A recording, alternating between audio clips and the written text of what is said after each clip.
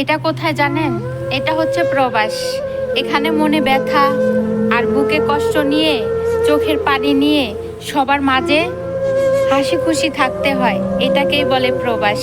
আর এই প্রবাসে আসার পরেই আমি বুঝতে পারছি নিজের আপন বলতে একমাত্র আল্লাহ আর আমি, এই দুজনই আমার সঙ্গী। নিজেকে ভালো রাখার জন্য সব কিছুই করতে হয় এই পৃথিবীতে। হে আল্লাহ, তোমার দরবারে আমি একটা জিনিসই চাই, এই প্রবাসে যতগুলা মানুষ আছে সবার মনের আশা আর ভরসাগুলো তুমি রাখো। আর যত কষ্ট আছে কিছুক্ষণের জন্য সব তুমি ঠান্ডা করে দিও আল্লাহ।